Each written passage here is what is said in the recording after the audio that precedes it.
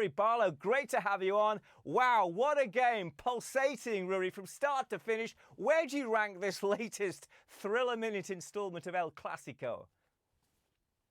Yeah, delighted to be on. Thanks for having me, Patrick. And I mean, you spent some time in Spain, and I have to ask why you left, given it's the greatest entertainment in the world is on your doorstep when you do live here. And yeah, we saw another chaotic Clasico, another game between two sides that are flawed, but marvelously so for the spectator, because this Barcelona side, I mean, we saw them come back from 2 goals down. That's the first time since 1959 someone has come back from 2 down to win an El Clasico clash. So it just goes to show you how difficult it was. But that's really part of what makes this Barcelona side so great, is that they seem to have that mentality where other sides would get sucked into the circumstances. What Hansi Flick has done for them is give them sort of an ability to ignore what's going on around them and just play their football. And we saw that today when there was 26 minutes where they just enveloped Real Madrid and overcame their defence in spectacular fashion. Yeah, it was. We were all riveted watching it. It was just a thriller-minute contest. All right, so big picture now, Ruari. Barcelona on the brink of a 28th La Liga title. They really did have a big disappointment this past week in the Champions League semis. They were eliminated from the tournament. Now, assuming they do go on and seal the title, what will this mean to the club as a whole? And, of course, to Hansi Flick in his first season in charge as head coach. Yeah, it's incredible for what Barcelona have done from where they've come from. This was a side that was broken at the end of last season. It was a team that was heavily beaten by Girona, let's not forget, twice last season. And this year they've kind of turned it around without really making too many changes. Dani Olmo was the only major signing. Hansi Flick came in with low expectations and turned it around with a team built on a lot of misfits. I was counting today, 6 of the starting lineup were more or less, Barcelona were happy to consider or at least sell some of those players in the starting lineup. And the 7th was Wojciech Szczesny, who was retired at the start of the season. So that just goes to show you how much they've managed to turn around the team from last season without necessarily investing too much. The fashion which they've done it in has been spectacular too. And yeah, I think Barcelona fans, for as much as what they've done this season, the way they've done it has kind of set the enthusiasm through Catalonia, as you say, this season.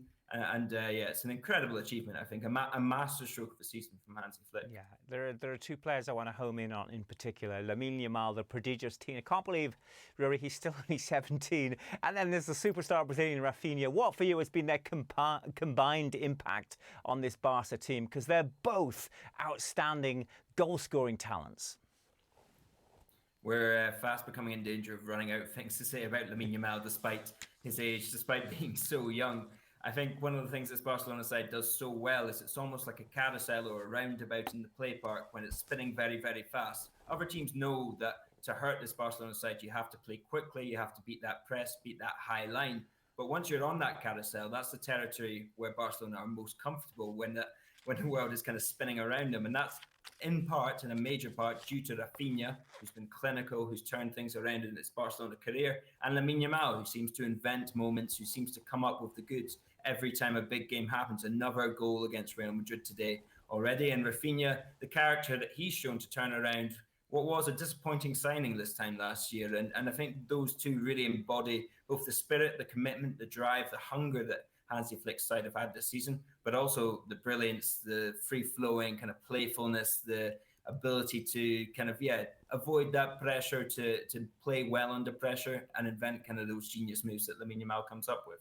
Yeah, outstanding talents, both of them. What an amazing season they have had. All right, we have to talk about Real Madrid, Ruari. Where do they go from here? And I'm wondering, what is the latest when it comes to their managerial situation for next season? Yeah, the question is when, not if, for Carlo Ancelotti. Now he managed his 350th game for Los Blancos this evening. But now, yes, it's a question of when Xabi Alonso comes in. Ancelotti will go either now or at the end of the La Liga season, which is on the 24th, 25th of May. The awkward part is that they have another competition to play on the 18th of June, which is the Club World Cup. The word is from Madrid that there's probably going to be an interim manager, director of football. Santiago Solari may take over for that tournament, and Xabi Alonso is more likely to arrive after that. I think Real Madrid would maybe like Alonso to come in just before that tournament because they do want to win that, obviously. But Alonso, it's a very tough ask for him to come in with only a couple of weeks to work with the players and already be under pressure if Real Madrid don't perform in that tournament. All right. Watch this space. We'll be tracking it very closely indeed. And thanks very much indeed to Rory there in Barcelona. Greatly appreciated. Thank you.